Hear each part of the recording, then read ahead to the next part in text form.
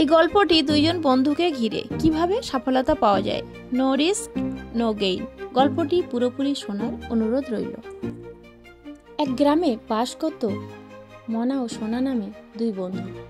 তারা দুজনেই বেকার, তাই তারা দুজন মিলে দিনমজুরের কাজ ঠিক করল। অন্যদিকে তাদের দুজনের ঘরে সদ্য বিবাহিতা স্ত্রী। তাদের দুজনের একটাই সমস্যা, কিভাবে তারা রোজগার করবে। এসব ভাবতে ভাবতে মনার মাথায় একটা বুদ্ধি এলো। সে সোনাকে বলল দুজন মিলে একটা মহিষ কিনবে। অন্যদিকে মহিষের দুধ বিক্রি করে টাকা পাওয়া যাবে, বাচ্চা দিলে সংখ্যায় বেশিও বাড়তে থাকবে। এইভাবে দুজন মিলে একদিন বড়লোক হয়ে যাবে। এই ভাবনার কথা মনা সোনাকে জানায়। সেটা শুনে সোনা রাজি হয়ে গেল। খুব আনন্দে বাড়ি ফিরল। দুজন তার স্ত্রীকে এই কথা জানায়। মনার স্ত্রী এই পরিকল্পনার কথা শুনে খুব আনন্দে তার গায়ে থেকে সমস্ত গহনা খুলে তার স্বামীর হাতে তুলে দিয়ে বলল, খুব ভালো পরিকল্পনা।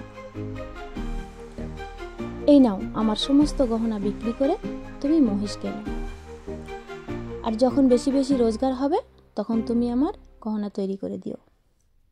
স্ত্রীর কথায় মনার মন খুশিতে ভরে যায়। ওদিকে সোনা তার পরিকল্পনার কথা তার স্ত্রীকে জানালে তার স্ত্রী বলে, দেখো, একে আমাদের কিছুই নেই, খালি গয়না কটাই সম্বল, আর তা বিক্রি করে মহিষ কিনবে। আর মহিষ যদি মরে যায় তাহলে তো আমাদের বলে আর কিছুই থাকবে না। কথাটা সোনার মনে খটকা লাগলো। তার মনে হলো তার স্ত্রী তো ঠিকই বলেছে, মহিষ যদি মরে যায় তাহলে মহিষও যাবে, আর একমাত্র সম্বল গহনা, সে গহনাও যাবে। এত ঝুঁকি নেওয়াটা ঠিক হবে না। পরের দিন দুই বন্ধু দেখা হলো। সোনা বলে, ভাই, মহিষ যদি মরে যায় তাহলে? তখন মনা বলে, দেখ ভাই, এত কিছু নিয়ে ভাবছিস কেন, আর মহিষই বা কেন মরতে যাবে? কিন্তু সোনা হতাশ করে বলতে থাকলো, সে তো বুঝলাম, কিন্তু ধর যদি মরে যায় তাহলে কি হবে?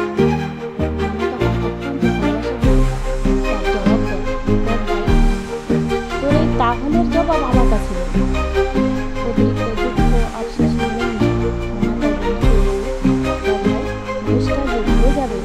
এমন কথা তুই বারবার ভাবছিস কেন? মহিষটা দুধ দেবে, আমরা সেই দুধ বিক্রি করবো, প্রথমে টাকা পয়সা জমাবো, তারপরে আবার মহিষ কিনবো।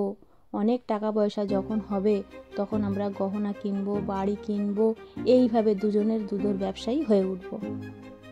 কিন্তু এত বোঝানোর পরেও সোনার সেই একই কথা, মহিষ যদি মরে যায়।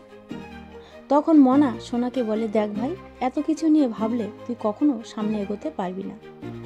এই বলে মনা নিজের একটা দুধ দেয় এমন মহিষ কিনে তার পরিচর্যা শুরু করে দেয়। সকাল থেকে সন্ধ্যা পর্যন্ত মহিষ দেখাশোনা করে, দুধ দোয়, এইভাবে সে পরিশ্রম করতে থাকে। প্রথমে তার একটু আধটু কষ্ট হয়েছিল। অন্যদিকে কালো মহিষের মধ্যে তার আলো দেখতে পায়। অন্যদিকে তার বন্ধু সোনা, সে শুধু ওই দিনমজুরি করতে থাকলো। কিন্তু মনা দিন দিন ধনী হতে থাকে। এই ভিডিওটির বিষয়বস্তু যদি আমরা বুঝতে পারি তাহলে আমাদের জীবনে পদক্ষেপ নেওয়ার শিক্ষাটি অর্জন করতে পারব। এসো, খুব কম কথায় কিছু শুনে নিই। 1 নম্বর, কিন্তু, যদি, তবে এসবের জালে আটকা পড়তে নেই। 2 নম্বর, পজিটিভ ভাবনাই পারে জীবনের সাফল্য এনে দিতে। 3 নম্বর, নেতিবাচক ভাবনা কখনোই মাথায় আনতে নেই। 4 নম্বর, পজিটিভ ভাবনাই পারে জীবনের সাফল্য এনে দিতে। 5 নম্বর, নো রিস্ক নো গেইন, ঝুঁকি নিতে পারলেই জীবনে সাফল্য আসবে।